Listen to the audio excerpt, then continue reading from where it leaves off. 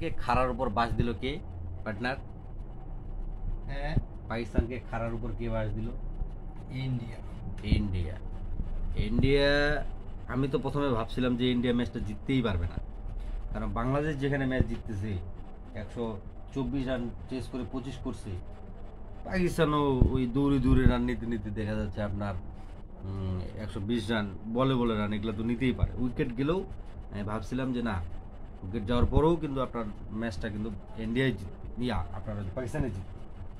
তো এখন কথা হচ্ছে যে পাকিস্তানের যে এতগুলো ব্যাটার, আপনার টপ অর্ডার ব্যাটার হচ্ছে আপনার হচ্ছে 3টা, মিডল অর্ডার ব্যাটার হচ্ছে 4টা, 4-3-এ 7টা।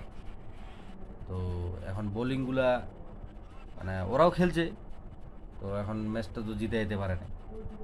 এখন কথা হচ্ছে যে সর্বপ্রথম ইউএসের কাছে হারলো পাকিস্তান, তারপরে হারলো এখন ইন্ডিয়ার কাছে, যদিও ম্যাচটা হারার কথা ছিল না।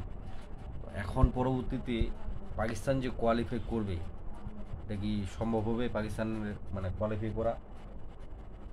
আমার তো মনে হয় না যে পাকিস্তান কোয়ালিফাই করতে পারবে, কারণ যদি এরপরে আপনার 2টা ম্যাচ জিতে তারপর দেখা যাচ্ছে আপনার যদি মাইনাস খায় থাকে, বা দেখা যাচ্ছে আপনার আয়ারল্যান্ডের সাথে যদি হারে যায়, তাহলে তো একবারে খাড়ার উপর বাস।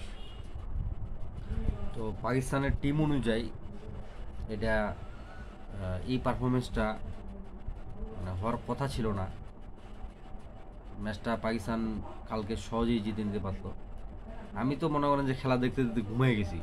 সকালবেলা যখন ঘুম থেকে উঠলাম, আগে স্কোরটাই চেক করতেছি যে আসলে পাকিস্তান কি করলোটা কি, দেখতেছি ইন্ডিয়া জিতে গেছে, মাথা নষ্ট। তারপরও এই যে পিচটা, মানে ওই মাঠের যে পিচ, খেলার যে পিচ, এটা খুবই জঘন্য, ভালো না। বা বাংলাদেশের মিরপুরের যে পিচ, ওরকম ধরনের পিচ, সেখানে ওইখানে বেশি রান হয় না, ওরা বোলিংগুলো বেশি সুবিধা পায়। হ্যাঁ, তো যার কারণে ওইখানে খুব একটা ব্যাটিংগুলো সুবিধা করতে পারে না।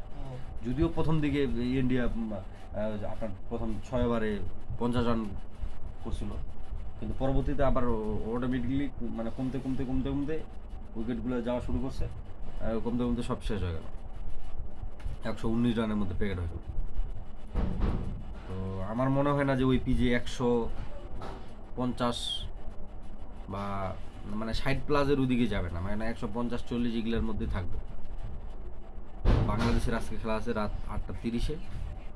তো অবশ্যই খেলাটা সবাইকে দেখার জন্য কী করব, আহ্বান করব। তো খেলাটা দেখবেন।